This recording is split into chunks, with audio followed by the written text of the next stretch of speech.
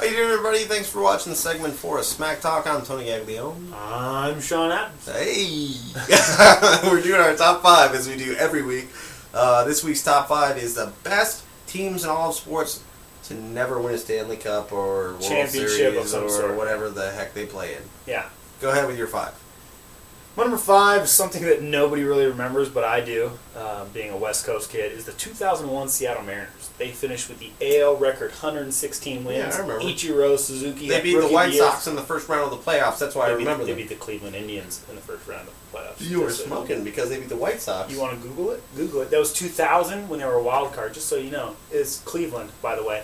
Jamie Moyer was their pitcher that clinched that final victory. Confident. Yeah, I'm confident. I know it was the Cleveland Indians.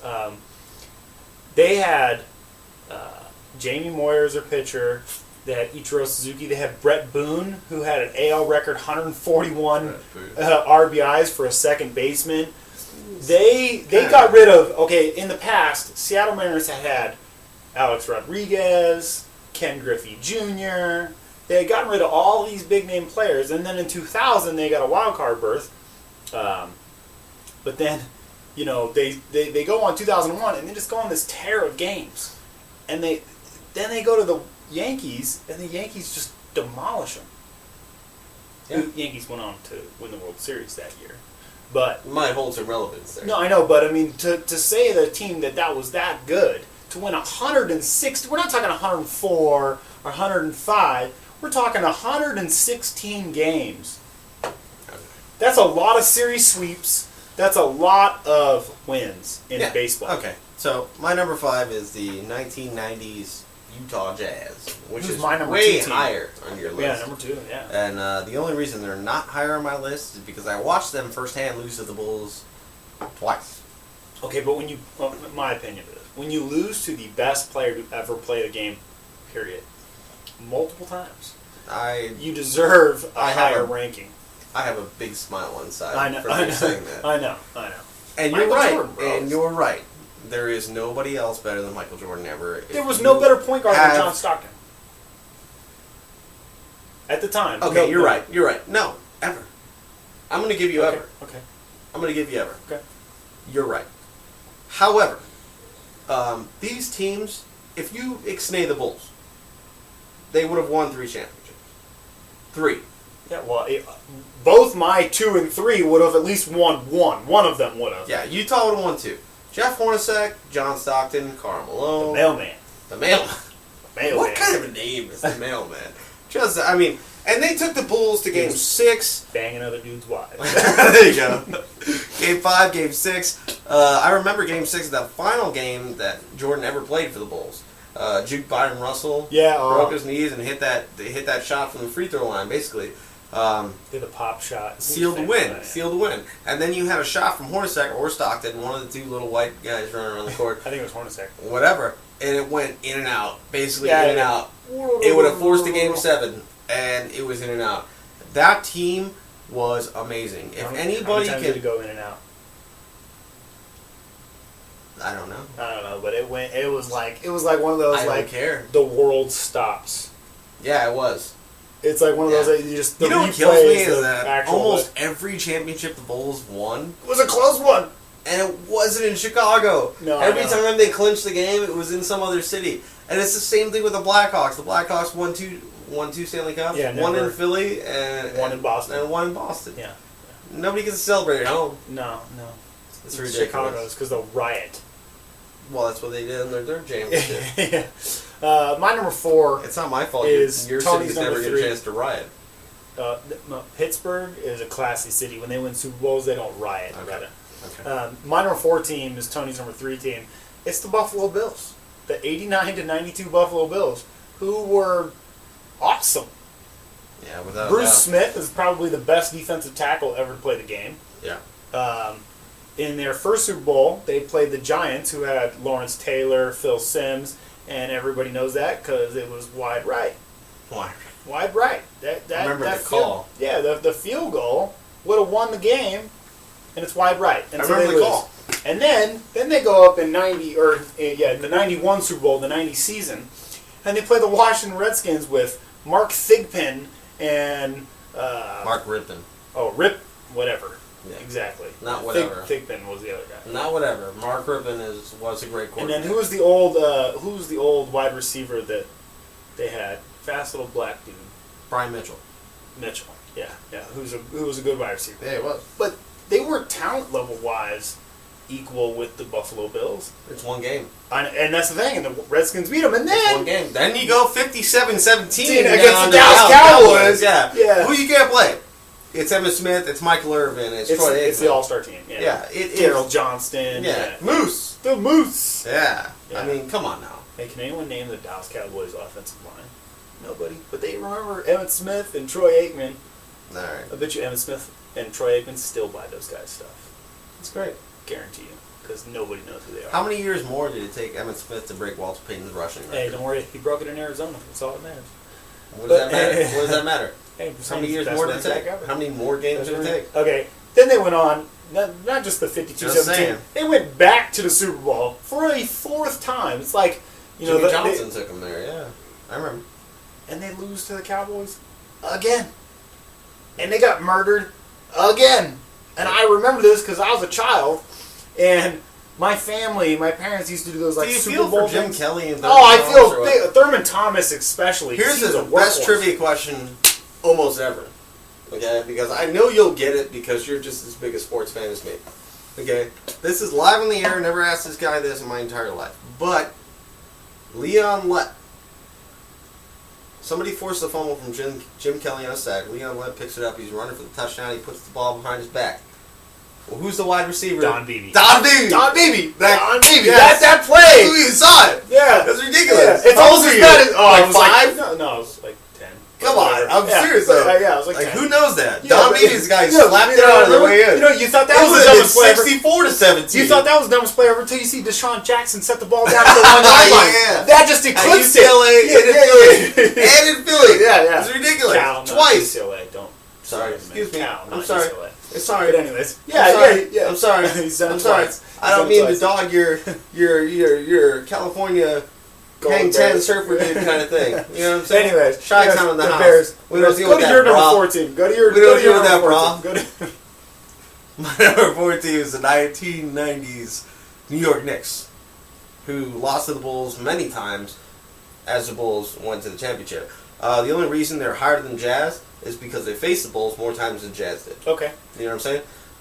The Seattle Supersonics with Gary Payton and Shawn Kemp knocked out the Jazz before, and they knocked out the Spurs to get to the finals against the Bulls. However, almost every time the Bulls went to the finals, they had to face the Knicks. John Starks, Patrick Ewing. I mean, they had a great team back then. Yeah, not only that, in the late 90s, it was David Robinson. Not David Robinson. Yeah, David Robinson and Tim Duncan, the Twin Towers, versus David Robinson and Patrick Ewing and Latrell Sprewell. Oh yeah. And the Spurs beat them for David Robinson's first and last NBA title. Yeah, the strike year. Yeah, but they had a chance to win it because there was no Jordan at that time, and there was Reggie Miller's Pacers were off, who are my number 3 team. Go for it. Is Indiana Pacers, because I'm sorry, if there was no Jordan, Reggie Miller would have had championships. Because that dude... You know what's funny? Is that all these teams, there's a common denominator. Yeah, the Jordan Bulls. If there was no Jordan... Yeah, if there was no Jordan... I mean, the Bulls still would have been relevant with Pippen and all the guys they had. And they proved that when Jordan retired.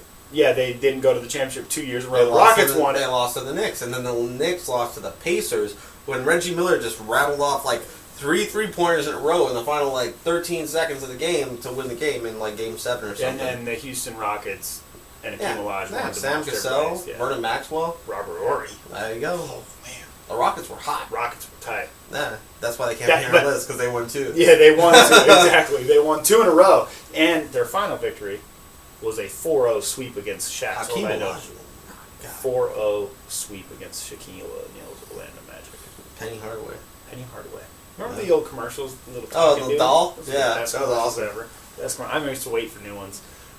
Tony's number 2 team is a team that nobody was... My number 3 was the Bills. The Bills. We talked about the Bills. Yeah. Number 2 team, nobody even knows these people. Yeah, you know why? Because nobody was around. And if you're around, you don't even know what the internet is. Because you're in an old folks home. Talk about it. You mean the 2000 Vancouver Canucks. Oh, I thought you were talking about the 1920s. Canucks. No, homie, the 2000 Vancouver Canucks. Kendrick Sedin, Daniel Sedin. The Sedin brothers, yeah. The Sedin sisters. Get it right. You had Dan Hamhuis. You have Roberto Luongo in goal, which was your problem. Okay? Go ahead. Fish. Yeah. That's what he does. I encourage our viewers. Watch a Canucks game with Roberto Luongo in goal. Well, he's their starter, so go ahead. And watch how many times he goes to the ice and it looks like his face is looking through the ice. There's nothing down there but concrete. But I swear he's looking for fish. He does it every time. Look, he goes down. No, fast. I agree. He always drops before the shooter tries to shoot. Lift. It's over. Goal. Top shelf. The Canucks lost to the Hawks twice in a row in the playoffs. One time before the Hawks lost to Detroit in the Western Conference Finals. Yeah.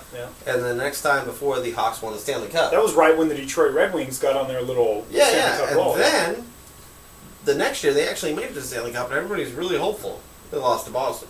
Yeah. I mean, this team... Yeah, but nobody was on Boston that year. But this team was hot. This team was hot for almost 9-10 years, and they have the players still to this day. They're a little older now, so... little older. Yeah, they're a little older now, so it's probably not going to happen for them. They got John Tortorella as the coach, the former Rangers coach, who does nothing but yell and scream at the officials. But they were hot, man, and honestly... If you take away the teams like the Chicago Blackhawks and you take away the teams like the Boston Bruins, they would have won a Stanley Cup. Yeah, or probably, two. My number two team was the Jazz. We already talked about the Jazz because they would have won. I think that they would have won multiple. I think the year that Gary Payton beat them was a fluke for the Sonics because they didn't really... The Supersonics. Yeah, the Supersonics. The Oklahoma City Thunder. Yeah. Anyways, they'll have a franchise back in Seattle. They'll be called the Supersonics, and they'll be crappy. But my number one team is the Minnesota Vikings, and there's no specific era here because there are multiple times that the Vikings has had great teams. One year they were 15-1. They had Randall Cunningham and Randy Moss, and they lost to Chris Chandler and the Atlanta Falcons and the Dirty Birds. And Jamal Robinson? What was his name? The guy that did Jamal Anderson. Jamal Anderson, yeah, doing the Dirty Bird. Then Morton Anderson missed the kick. But I mean, they were 15-1. Randy Moss's rookie season, they were. Before I go into my number one, let's talk about something real quick because you brought up Brandon Cunningham, which was the last quarterback to quarterback UNLV to a 4-game winning streak. Now UNLV has just won 4 in a row against Hawaii. I know they broke my. Yeah. They broke your goal for the whole season. Don't have your hopes up high. In 4 straight games. 5 wins is on the horizon. Problem for me is next week they play Fresno State. Yeah, that's a loss. I'm sorry. In Fresno State. Yeah, that's a loss, man. You got David Carr's little brother chucking the ball. Have you seen the YouTube video? No. This dude is throwing footballs like over buildings into trash cans. He's like, you see the kickers like, I want to audition, so I'm going to show him, this dude's just like, yeah, I know I'm going to the NFL. Check this out. It's like, I'm going to go through the shopping cart. I don't hold any hope for UNLV except to, if you make it a game... Break David Carr's little brother's leg. There you go. That's hope. That might be good. That's hope. If you make it a game, you might make yourself relevant. if you make it a game. Capital I, capital F. If you make it a game. Dot. Yeah. But back to the Vikings, anyways. Not only that, because not only Fran Tarkenton and the Purple People Eaters defense. Yeah. And they lost to the Pittsburgh Steelers. All-time leading rusher in quarterback history. Fran Tarkenton. He was the original Michael Vick, Cam Newton. He was the original. Not only that, most people don't know this, but Fran Tarkenton was tight when he played for the New York Giants before he went to the Vikings. But yeah, they had great teams in the 60s and 70s. And they can never get over the top. And the one year they got to the Super Bowl, they got beat by the Pittsburgh Steelers. And that was their only hope, really. All right. The only hope. I like it. Your number one team is such a homer pick. Because this guy knows the history, but whatever. It's not because I know the history. It's because they were a great team. But they never The 1990 Chicago Blackhawks, they were part of the run of 27 years in a row of making the playoffs. Yeah. Okay. The 1990s Chicago Blackhawks have 3 Hall of Famers in their starting 5. Ed Belfour, Tony Amonte, and Jeremy Roenick. What about Chip Chelios.